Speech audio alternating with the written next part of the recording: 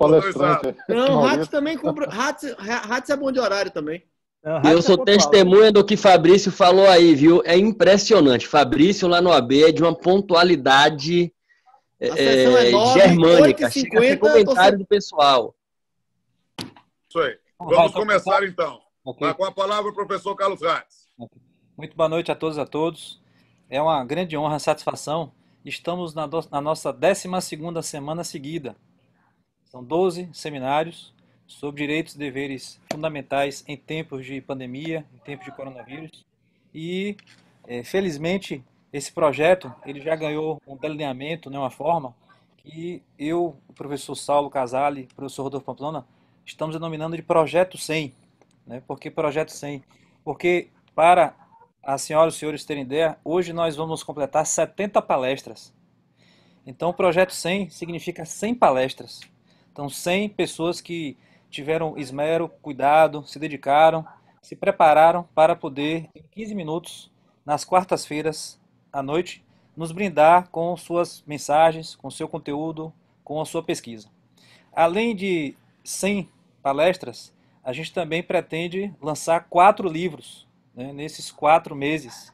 E hoje é um dia especial, porque hoje estamos lançando o nosso segundo livro. O segundo livro que decorre exatamente das 8 primeiras palestras, além de convidados que foram aí trazidos pelo professor Saulo Casale, grande cérebro, né, desse nosso movimento, desse nosso projeto, que encampou, acreditou e, felizmente, também convidados participaram desse segundo livro. No primeiro livro foram 18 artigos. O segundo, que hoje está sendo lançado, são 24 artigos. Artigos que tem em italiano, em inglês, em espanhol. A gente, inclusive, conseguiu fazer, na semana passada, professor Rodolfo, professor Saulo, um evento internacional. Foi muito interessante. Um palestrante estava na Índia, outro na Bélgica, outro nos Estados Unidos, outro em Portugal. Nós aqui no Brasil, né, em vários recantos. Então, foi sensacional o evento também da semana passada. Então, muito boa noite a todos e a todos. Vamos hoje fazer o nosso 12º evento e não poderia deixar de agradecer a todas as instituições que vêm apoiando continuamente nossos seminários, né? Em especial a Academia de Letras Jurídicas do Estado da Bahia, o professor Rodolfo, que daqui a pouco vai falar, e o professor Saulo Casale, que é o coordenador do programa de pós-graduação da Faculdade de Direito da nossa UFBA. E um dos apoiadores também que tem participado de vários eventos e sempre ajudando no que pode é o nosso presidente da OAB, Fabrício de Castro, que inclusive foi já palestrante, né? Já foi moderador de um dos nossos eventos. Desejamos boa noite a todos os presentes, professores que estão aqui, autores, autoras dos livros. A gente também pediu, né, se pudesse estar presente, porque essa quarta de hoje eu tenho acompanhado, deve ter, professor Rodolfo, uns 10 eventos ocorrendo ao mesmo tempo. Né? Eventos sensacionais, eventos assim, da mais alta qualidade. Está havendo agora um evento, por exemplo, na UFBA, um movimento sobre democracia e antirracismo. Gostaríamos de participar. A gente deseja que o evento na UFBA seja um evento com muito sucesso, né? Que é um tema que precisa ser levado a sério. O presidente Fabrício, inclusive, vai participar. Outros eventos estão ocorrendo também de altíssima qualidade. Então, a gente agradece, né, a todos que estiverem no nosso evento para que vamos aproveitá-lo da melhor forma possível. Daqui a pouco vai chegar aqui, vai estar presente conosco o presidente do Instituto dos Advogados de São Paulo, Renato Silveira, e o ex-presidente, José Horácio Halfeld, que foram realmente os grandes apoiadores e que incentivaram as publicações dos livros. Então a gente daqui a pouco vai recebê-los para prestar a devida homenagem, né, porque nós conseguimos o apoio da editora do Instituto dos Advogados de São Paulo para poder fazer essas 2 publicações. Então, só para explicar, vão ser 4 livros, porque o professor Saulo está ainda recolhendo os artigos até 30 de junho, assim como alguns autores que vão encaminhar seus artigos em inglês para, no final de julho, nós publicarmos o 3º livro em português e um livro em inglês. Então, Projeto 100, com força. Chegamos aí ao 12º evento, professor Rodolfo, professor Saulo. Nós temos mais 6 eventos, que é o nosso Projeto 100, 18 seminários, 100 palestrantes. Com a palavra, nosso querido professor Rodolfo Pamplona, né, para se pronunciar. Boa noite a todos e todas. Eu quero dizer da minha enorme satisfação de estar presidindo mais um evento, agora o nosso 12º seminário virtual sobre direitos e deveres fundamentais em tempos de coronavírus, registrando a nossa enorme satisfação. É uma honra, um prazer, um privilégio poder participar da coordenação dos trabalhos e, mais ainda, dar a visibilidade que o pensamento jurídico, notadamente na Bahia, tem sobre essas questões. Para nós, é realmente um motivo de júbilo. E ver ainda a progressão. Era inicialmente apenas um seminário, foi virando 2, 3, 5, já estamos com 12, vamos a 18, com 2 publicações já feitas, uma lançada oficialmente, a ser lançada oficialmente nesse momento. Eu quero também já registrar que o doutor Renato Silveira já está presente, já estou vendo aqui na tela, né? E fazer isso, mandando as minhas saudações e agradecimentos também por este apoio. Deixa eu fazer aqui também um registro especial da presença, porque eu percebi aqui agora o nosso confrade Johnson Nogueira, né, membro da Academia de Letras Jurídicas da Bahia, está aqui pelo celular da sua estimada, amada, importantíssima filha, Mariana Barbosa, que eu vi também ali. Então, quero registrar a satisfação de tê-lo conosco, professor, e dizer a todos e todas para aproveitar ao máximo este evento, né? Isso tem sido um momento realmente de grande júbilo. Hoje temos mais uma quantidade grande de grandes juristas. Estamos aqui observando, inclusive, a paridade propugnada pela OAB e outras instituições, buscando essa igualdade de gênero também. E temos hoje a oportunidade de ouvir grandes professores e professoras que vão trazer as suas contribuições. Mas, mais do que isso, é preciso registrar o enorme júbilo também com a publicação do 2º livro, né? Eu tenho, inclusive, eu estou com um artigo meu também nesse texto e quero estimular a todos e todas para participar do próximo publicação, encaminhando os seus textos. O nosso comandante, professor Saulo Casari, coordenador do programa de pós-graduação em Direito da Universidade Federal da Bahia, também confrade da Academia de Letras Jurídicas, com a sua capacidade de produção acadêmica, já está recebendo esse material. Não perca a oportunidade, meus amigos e minhas amigas, de participar de mais uma obra inovadora. Para nós, vai ser, sem sombra de dúvida, uma grande satisfação mostrar esse grande potencial intelectual dos juristas de nossa terra e de convidados. Então, eu declaro formalmente aberto os trabalhos dessa noite, mas devolvo a palavra ao nosso professor Carlos Ratz para suas considerações, registrando mais uma vez, agora que já temos todo o quórum registrado, que para mim é importantíssimo que lembrem, principalmente aqueles que estão participando do evento pela primeira vez, que há todo um controle em relação ao volume. E como esses eventos constantes, as pessoas entram e saem, e às vezes elas entram e esquecem o microfone ligado. Então, pode acontecer assim dos microfones, né, principalmente dos palestrantes, às vezes sumirem o contato. Então, fica sempre ligado na tela esse microfonezinho que aparece, quando ele aparecer vermelho, é porque está sem a voz. Então, já registrado, devolvo a palavra ao nosso gentleman. Muito obrigado, professor Rodolfo. Passar agora a palavra para o nosso coordenador geral, o cérebro desse Projeto 100, nosso querido professor Saulo Casale, para depois nós prestarmos as devidas homenagens, né, ao nosso grande presidente do Instituto dos Advogados de São Paulo, Renato Silveira, assim como o nosso grande presidente, que tem sido um dínamo na OAB Bahia, Fabrício de Castro, né, aguardando a presença também do presidente José Horácio Rauffert. Com a palavra, nosso coordenador, professor Saulo Casale. Professor Ratz, os registros já foram feitos por si, pelo professor Rodolfo, e se há dínamos à frente desse projeto, são os dois, que já são conhecidos pelo esforço, pela capacidade e pelas realizações que fazem em todas as áreas em que se envolvem. E nós ficamos muito contentes com a dimensão que tomou esse evento.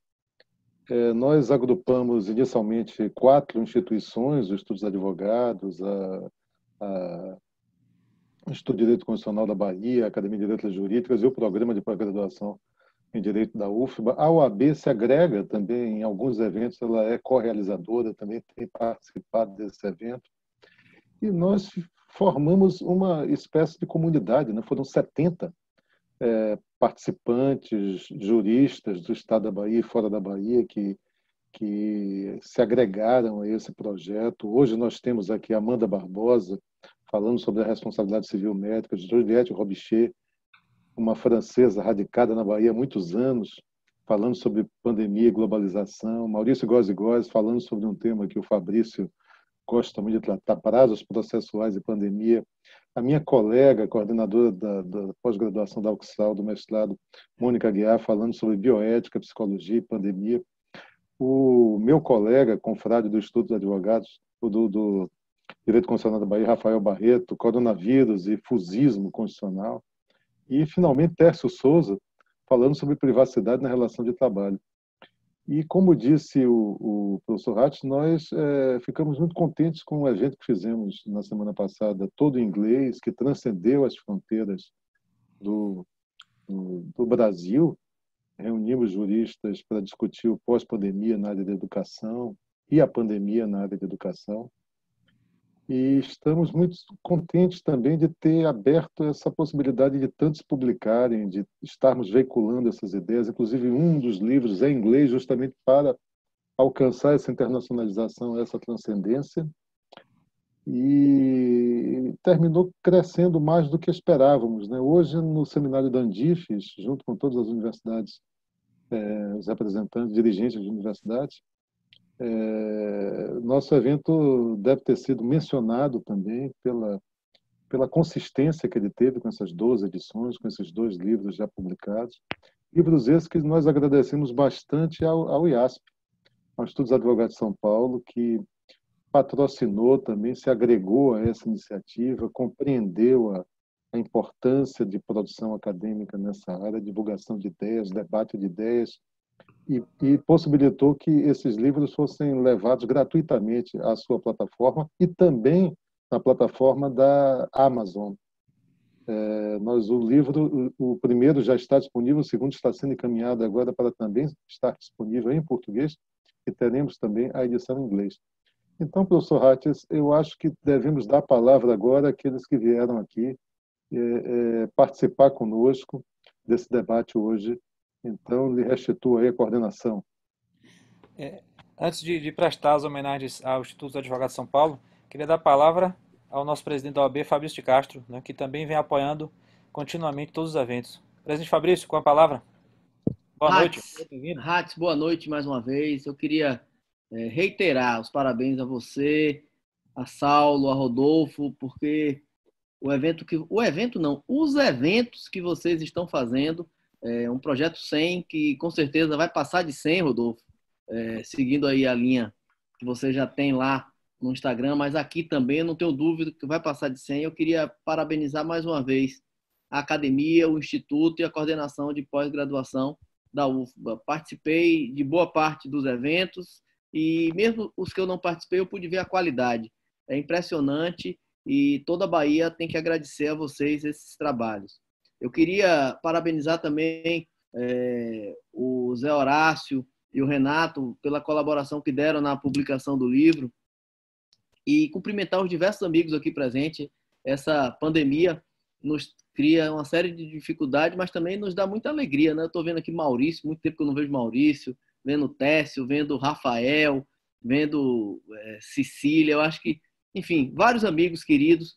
E eu queria fazer uma proposta também, Hatz, a você, a Rodolfo, a Sal, aos professores todos que estão aqui, porque quando a gente vê esses eventos, a gente tem condição, não, a gente vê que a gente tem condição de fazer mais.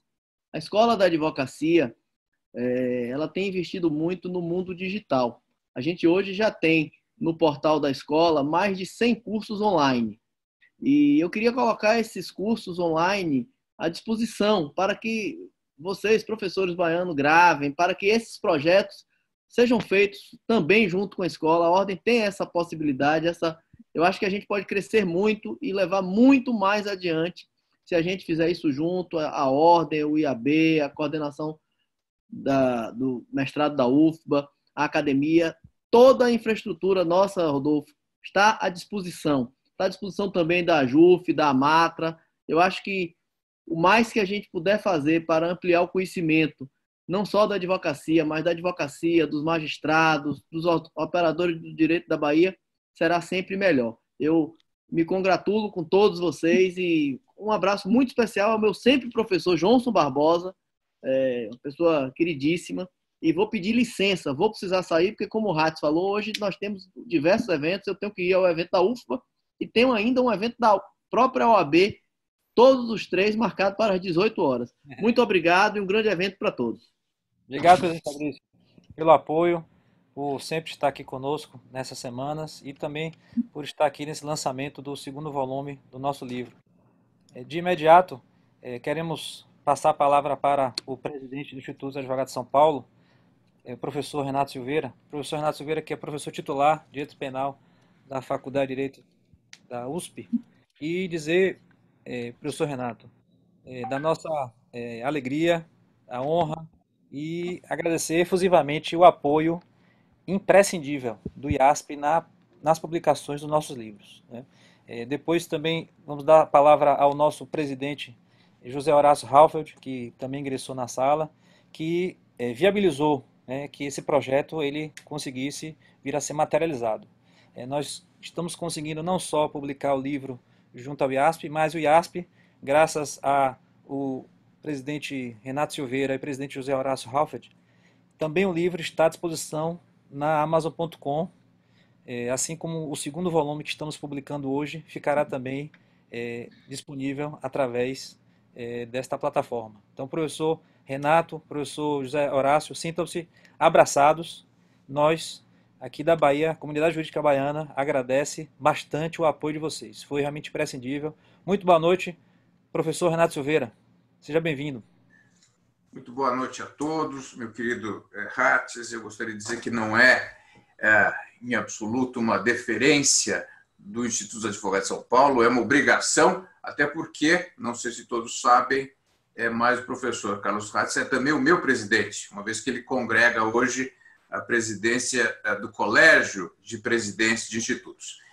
Mas, além disso, é uma honra, é uma felicidade muito grande, encontrando tantos amigos aqui, caríssimo Rodolfo, que eu tenho tantas saudades dos nossos encontros na sala dos professores, Dr. Saulo, entre outros tantos que aqui estão.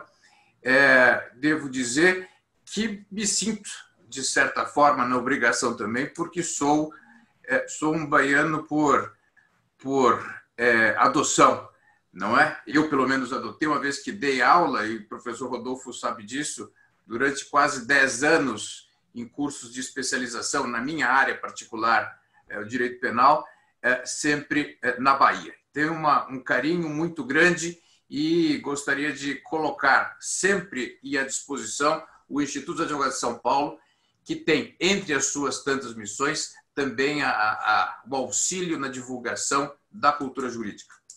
Uma vez que essa ideia vem pelas mãos de Carlos Ratz, sentimos-nos, eu e Zé Horácio, a quem eu cumprimento também, sempre presidente do Instituto, na obrigação de auxiliar, na obrigação de colocar todos os préstimos do IASP à disposição de todos. Não vou ficar fazendo discurso, porque não é esse o momento, só gostaria de reiterar a perene parceria deste paulista, mas baiano de coração, com todos os senhores. Muito obrigado.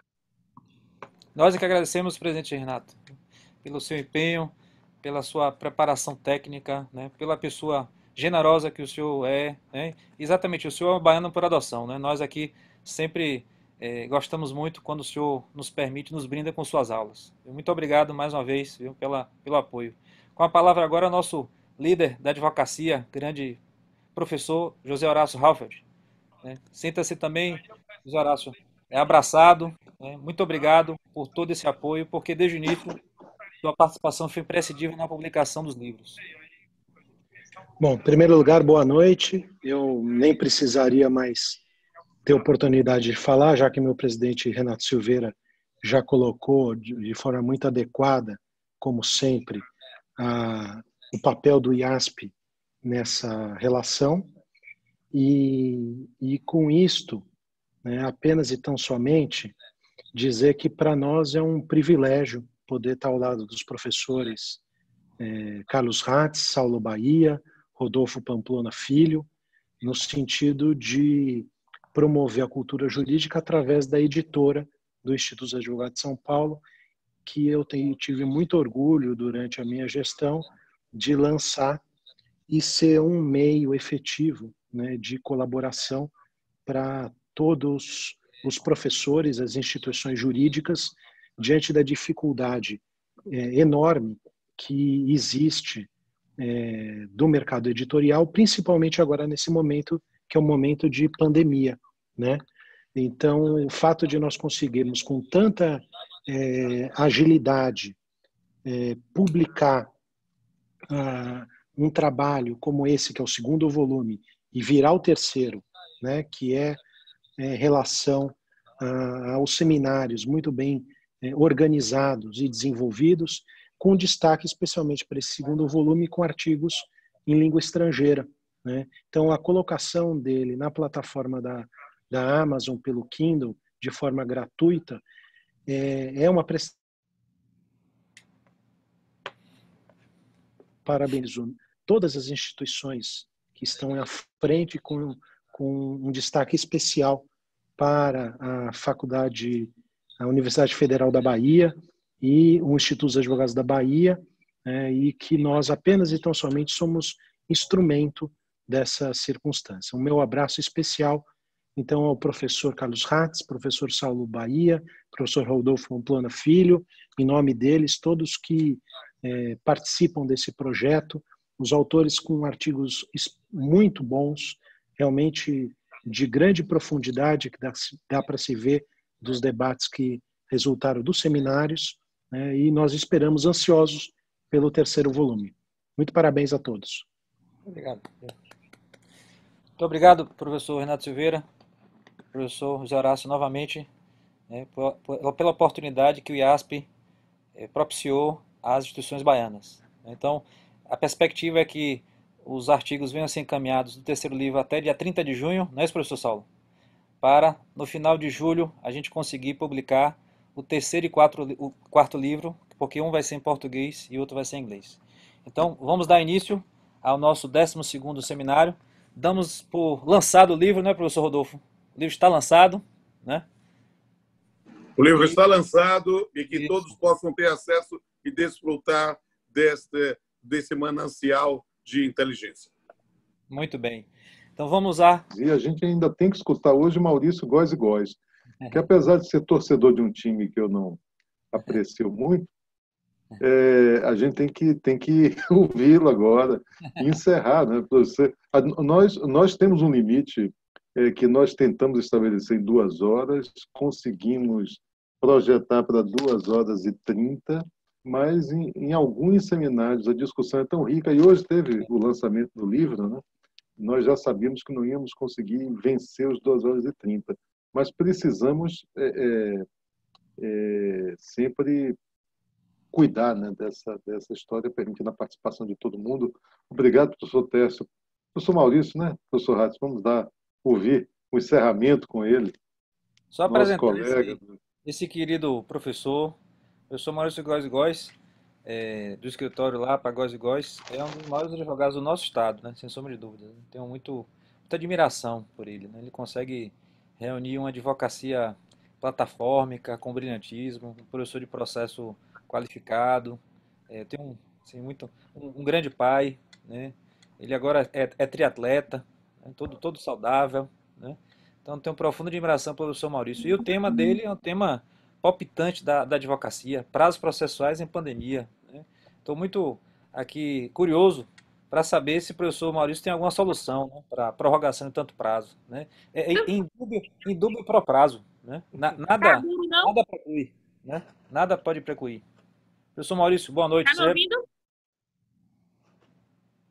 Boa noite, meu amigo. Antes de mais nada, eu queria lhe agradecer o convite a você, professor Saulo, né, professor Pamplona, que já saiu, meus colegas de bancada, fazer meu registro, meu protesto contra o abuso de direito né, promovido pelo nosso amigo Teste, de botar. A sorte dele é que eu não estou em Salvador, estou na casa de praia, senão eu ia pegar um bandeirão e botar aqui atrás, né, e fazer a disparidade do tamanho das bandeiras com a disparidade do tamanho dos clubes. Mas vamos seguir adiante, vamos para o que importa, que é tratar desse tema. E como professor de processo,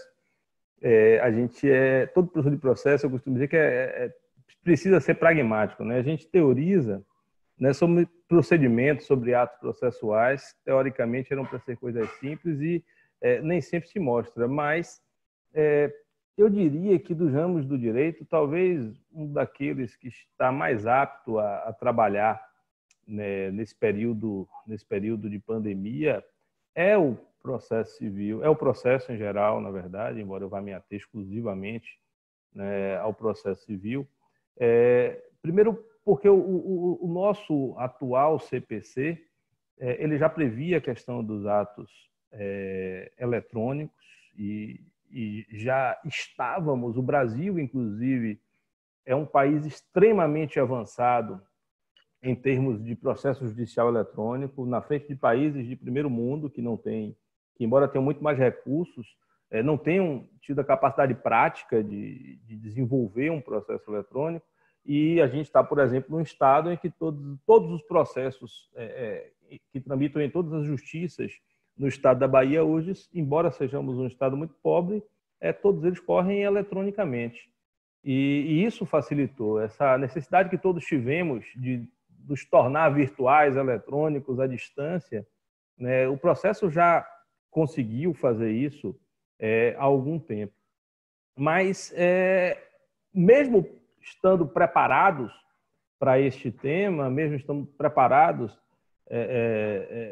né, para trabalhar remotamente, a gente teve uma grande confusão, uma grande balbúrdia, digamos assim, na tramitação dos processos, e isso é muito, muito importante, porque acho que no começo, não sei se foi Pamplona ou Saulo que fez referência que Fabrício está preocupado com isso, e essa é uma preocupação prática de todos nós, advogados, né, que temos no prazo uma espada de Damocles em nossa cabeça, e a incerteza sobre a tramitação, a realização ou não do prazo processual, ela é muito angustiante. Eu acho que as incertezas que a pandemia trouxe para nós advogados foram menos angustiantes do que as incertezas quanto aos prazos que nós tínhamos que cumprir, né?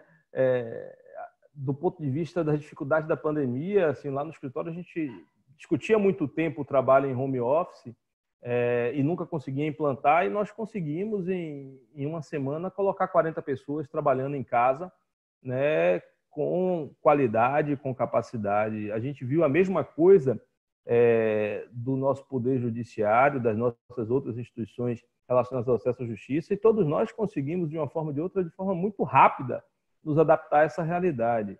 A gente tem visto, inclusive, neste período de pandemia, coisas extremamente interessantes. Assim. A Justiça Estadual Baiana, que tem sérias dificuldades, nós sabemos, no que concerne a sua estrutura, para quem advoga no dia a dia, há de convir comigo que o atendimento virtual tem sido, em muitas situações, melhor, inclusive, do que o atendimento pessoal que antigamente nós tínhamos, né? Os processos estão andando, os processos têm sido despachados, as coisas têm acontecendo. Mas, para tratar do prazo, que é o que nos interessa, e nosso tempo é muito exíguo, eu queria separar somente em dois blocos, vamos chamar assim. A gente já possui um regime jurídico geral do prazo. Eu não vou entrar aqui em contagem de prazo, como se conta, início e final do prazo, mas presumo que todos conheçam de que os atos processuais precisam ser realizados, além de forma, a seu tempo, a seu prazo, dentro do respectivo prazo, né? Esses prazos podem ser prazos legais, prazos fixados pelo juiz, e a gente tem solução até para quando não há fixação de prazo, a gente tem um prazo de lei que a gente chama de prazo de 5 dias. E, como regra, estes prazos eles são contínuos, ainda que os prazos em dias sejam contados em dias úteis. A contagem é em dias úteis, mas a nossa regra é que os prazos são contínuos. Eles têm um dia exaqual, um dia inicial e um dia final. E a gente tem regras né, que tratam das possibilidades de suspensão dos prazos, onde o prazo iniciado o seu fluxo, ocorrendo o ato suspensivo ou o fato suspensivo, né, ele não conta durante o período e retoma do seu início. A gente tem a possibilidade de prorrogação do prazo, é uma situação diferente, não é uma suspensão, mas são possibilidades que o juiz pode promover a prorrogação do prazo. E a gente tem hipóteses mais raras de interrupção do prazo, são todos institutos distintos, porque na interrupção eu volto a correr, né? E a gente tem hipótese de devolução do prazo, e tudo isso é importante para fechar o raciocínio da situação do regime jurídico geral dos prazos. Então, isso está regrado entre os artigos 221, 220, 221 do CPC, né? E a gente teria, então, como regra geral, o transcurso contínuo do prazo, ainda que contado em dias apenas úteis. Esses prazos podem ser suspensos, ou seja, esses prazos podem ser quando ele retoma a contagem depois do fato ou ato interruptivo. Eu posso ter a prorrogação, onde o juiz dilata o dia ad quem, o dia final do prazo, o termo final do prazo.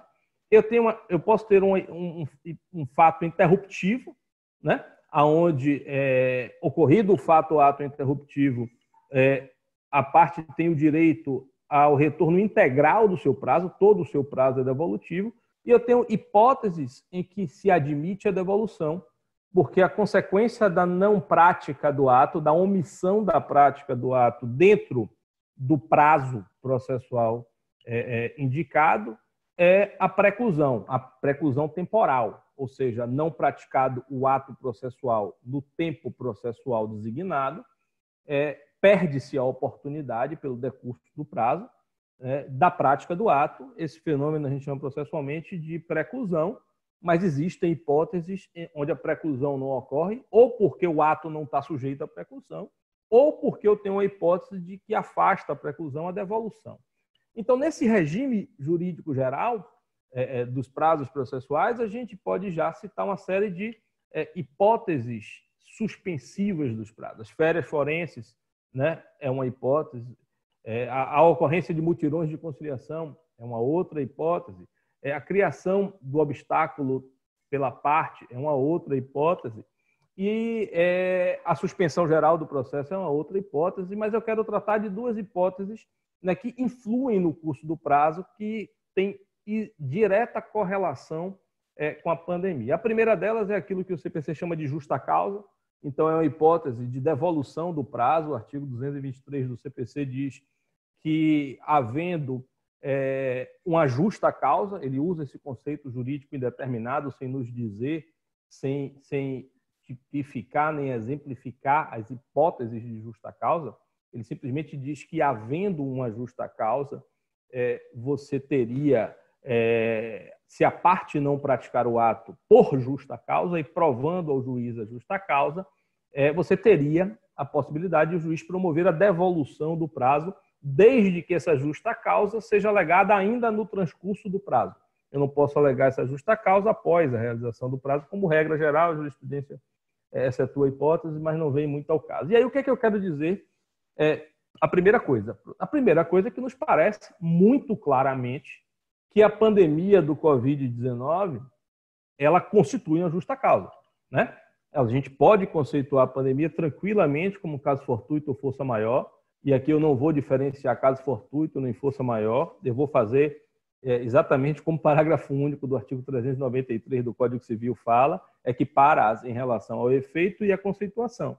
Então, o caso fortuito ou de força maior é um fato necessário, né, alheio à vontade das partes, cujos efeitos não era previsível pelas partes, não se podia impedir.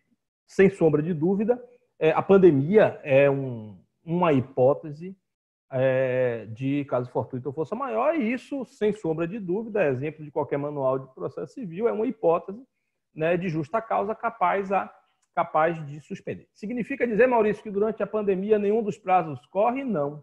Não é bem assim. Por quê? Porque a justa causa prevista no parágrafo 1º do artigo 223 do CPC para permitir que a alegação da parte obste a realização da preclusão e permita ao juiz a fixação de um novo prazo para praticar o ato, depende da prova não só da ocorrência da pandemia. Essa eu não preciso provar, porque, de acordo com as regras processuais, ela constitui-se fato público e notório. Então, eu não preciso provar a nenhum juiz, pela dogmática processual, que a pandemia está ocorrendo. Isso é fato público e notório.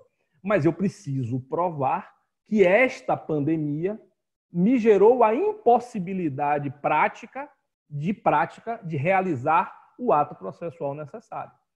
Então, a gente sabe que a pandemia, na primeira caixinha, ela é uma justa causa, mas eu preciso provar esse nexo de que foi esta pandemia, este caso fortuito, que me impediu de praticar este ato. Essa é uma regra. Uma outra regra interessantíssima do Código de Processo Civil é aquela relacionada à calamidade pública. A gente tem uma regra específica para estado de calamidade pública e é engraçado como esta regra, no meu sentir, é uma regra que mostra que o CPC, embora seja muito positivo, o CPC 2015 em relação ao CPC 73 seja muito positivo, ele ainda está com a cabeça no passado. Porque observe que a calamidade pública, o estado de calamidade pública, como falado no CPC, autoriza ao juiz a dilação dos prazos por até 2 meses, e, em sendo comarca de difícil acesso, esse prazo pode ser dobrado. Então, é interessante dizer isso, que, primeiro, a gente tem que pensar, na verdade, no estado de calamidade pública e a dificuldade, mas não propriamente pelo acesso, pois a grande maioria dos processos é digital e os atos são praticados à distância. As sessões de tribunais hoje são feitas à distância. Estamos caminhando a largos passos para todas as audiências serem feitas à distância. Temos problemas com a audiência de instrução, mas até aí tudo bem. Então, a gente tem o Decreto Legislativo Federal número 06 de 2020, que decretou o estado de calamidade pública econômica. É interessante porque o Instituto da Calamidade Pública é um instituto em geral para os demais entes federativos, não da União.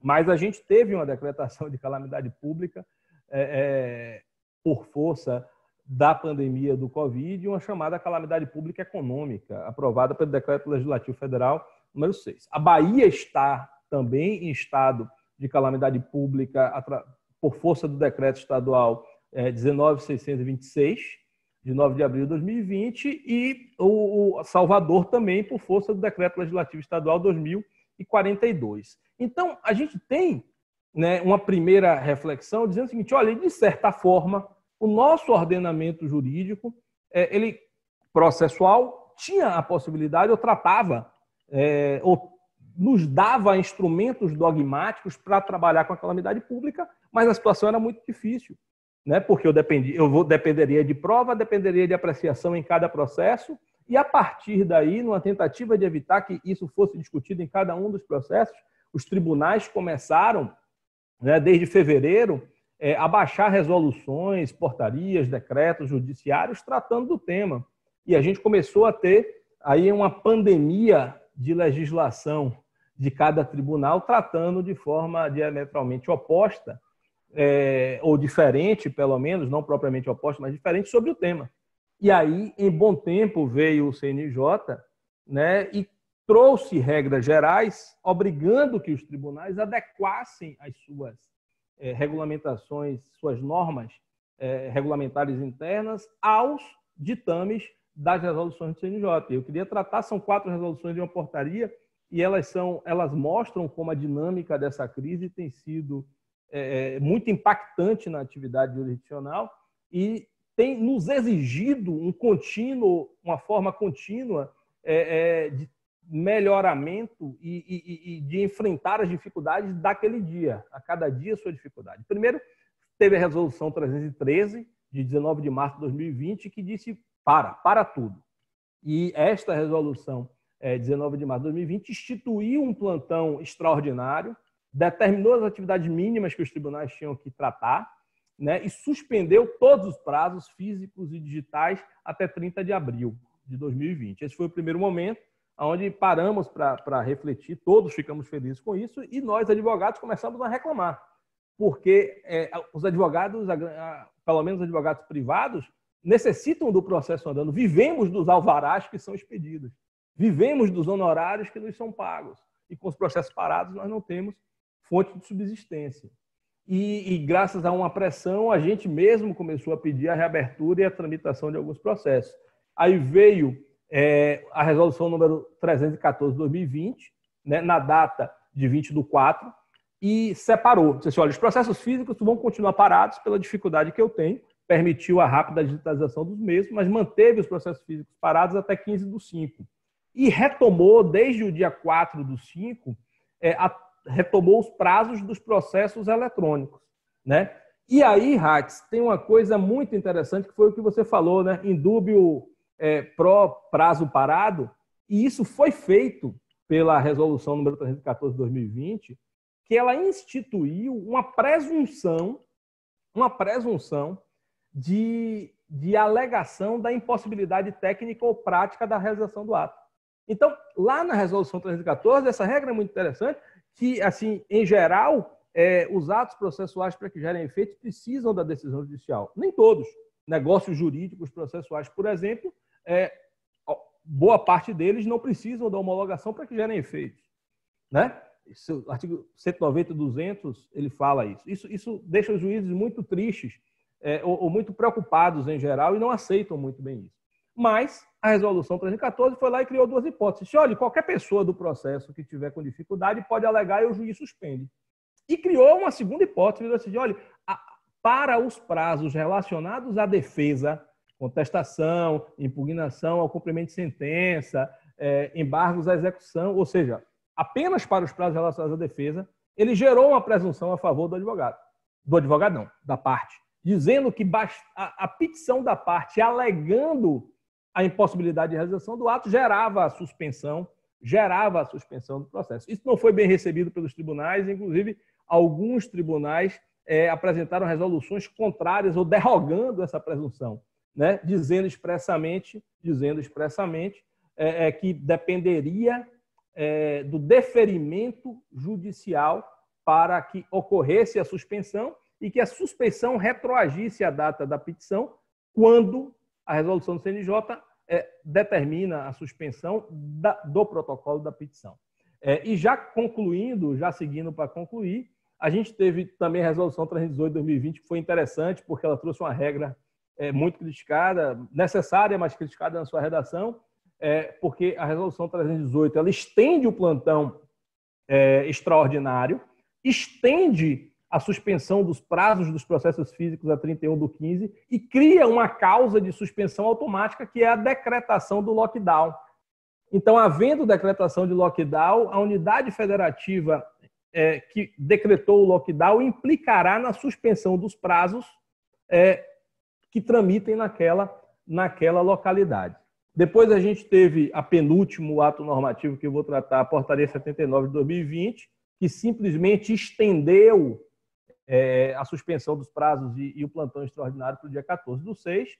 E agora, né, muito recentemente, no dia 1º de junho, é a situação que nós estamos hoje, né, que ainda Hatz, Saulo, uma situação de incerteza, que é a resolução 322, que trata, digamos assim, do novo normal. Né? O novo normal dos prazos processuais, para quem gosta dessa palavra tão em moda, está na resolução 322 de 1º de junho de 2020, que, resumidamente, o que é que ela fala? Ela diz, olha, senhores tribunais, vocês podem, mediante regra interna sua própria, que precisa ser editada até o dia 15/1, tomar a opção que vocês querem.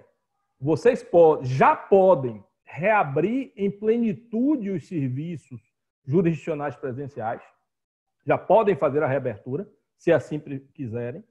Vocês podem, se assim entenderem necessário, promover a manutenção, né, do plantão judiciário extraordinário, se entenderem que essa é a melhor, né, solução automática, e em qualquer caso fica mantida a suspensão automática dos prazos. Então, como é que estamos hoje? Hoje, cada um dos tribunais brasileiros tem a possibilidade, através de norma própria, de decidir se mantém o plantão ou se suspende o plantão, retomando plenamente ou parcialmente as nossas atividades.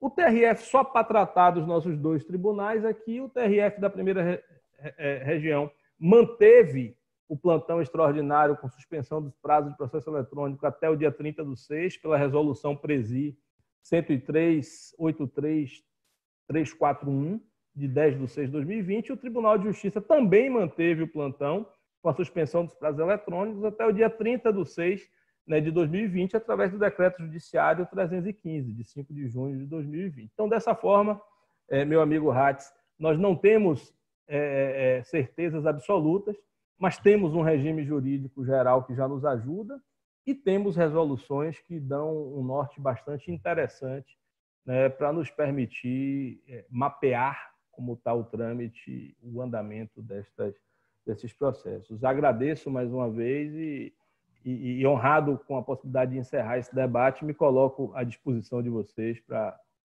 falarmos, trocarmos uma ideia que seja necessária. Sensacional, amigo, viu?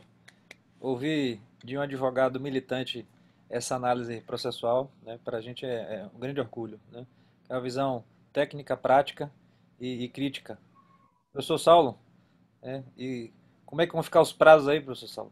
Né? Diante desse Pois é, eu agora como magistrado, né, falando como magistrado na Justiça Federal, Nada a dificuldade, efetivamente, o Maurício pontuou bem isso aí, ocorre e a presunção tinha que ser feita.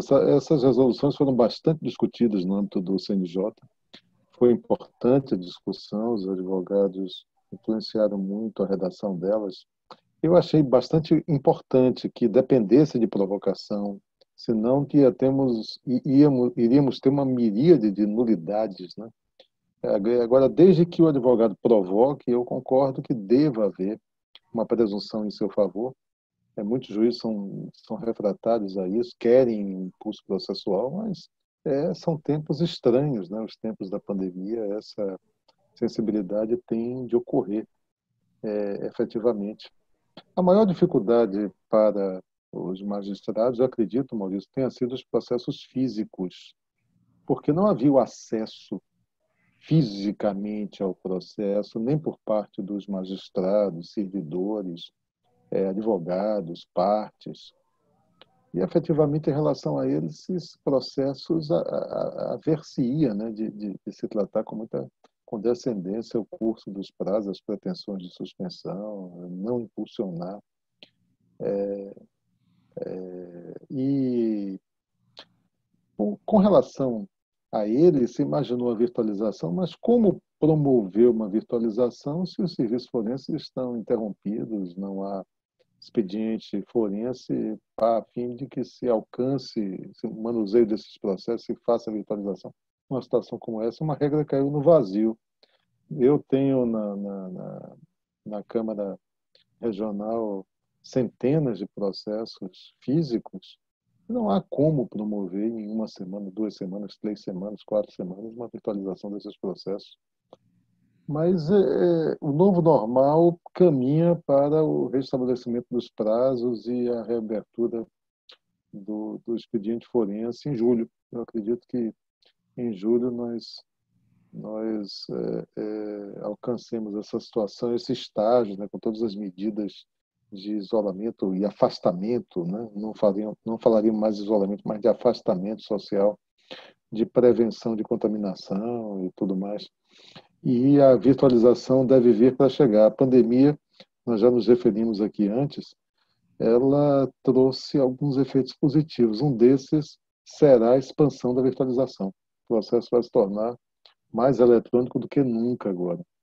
Professor, só um destaque aí, para também provocar nosso Maurício.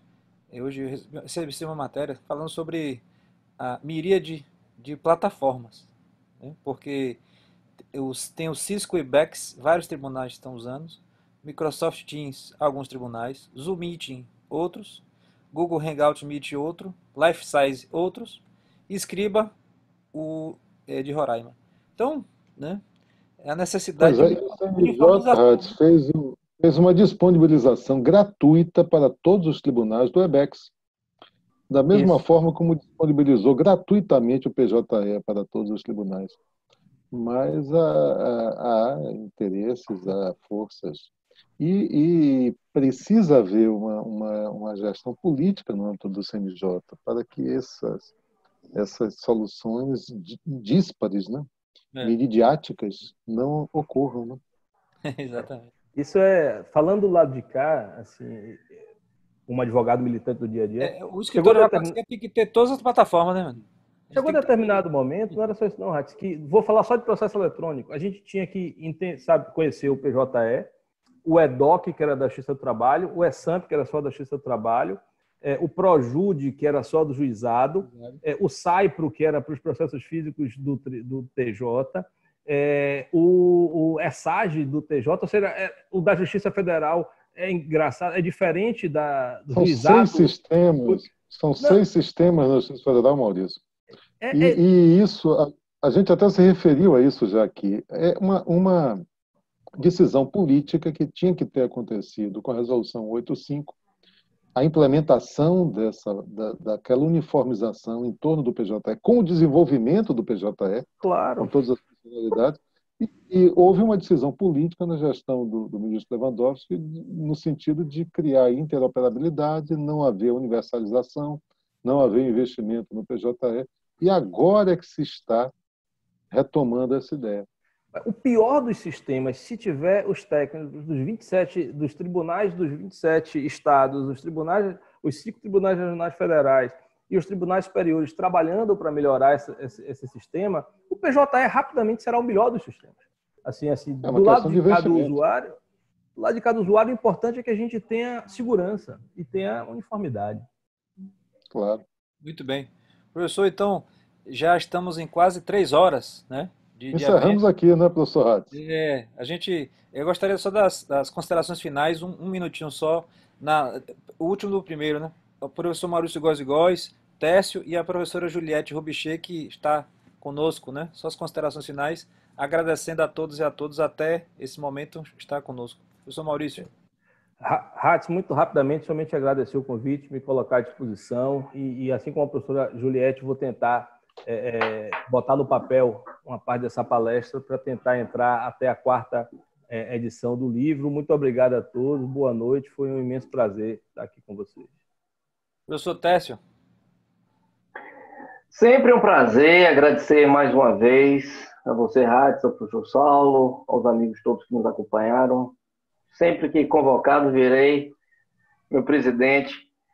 Você sabe que você tem um lugar especial no nosso coração. Um abraço forte, mais uma vez, obrigado. Professora Juliette, até agora conosco aí. Muito obrigado. Mas eu fiquei com muito, muito prazer. Adorei todas as palestras. Parabéns, todos os temas muito interessantes. Aliás, já entrei em contato eu dou aula na Fiocruz, entrei em contato. Olha, tem 2 palestras maravilhosas para suas aulas. Meus alunos já estavam assistindo. Vocês estão realmente de parabéns. Carlos, Saulo e Rodolfo, foi fantástico, adorei, já tinha assistido, vou assistir de novo, foi maravilhoso, parabéns, e foi uma honra ter participado deste momento. Muito obrigada. A honra foi toda nossa. Então a gente agradece, o evento foi todo gravado, depois deixaremos à disposição no YouTube, enviaremos para todos. Próxima semana vai ser um evento diferenciado, né, professor? Vai ser voltado para o São João, porque vai ser no dia 24, né? Está organizando Arte, setor cultural e pandemia. Isso, né? Então, a gente espera vê-los também. Né? Camisa, O professor Saulo vai botar uma barbicha aí, né? Agora que meu cabelo cresceu, posso fazer talvez trancinhas. Pessoal, então, boa semana. Fique com Deus aí. Saúde para a família de vocês. Se cuidem, viu? Uma boa noite a todos. Um abraço. Boa noite, obrigado. Boa noite.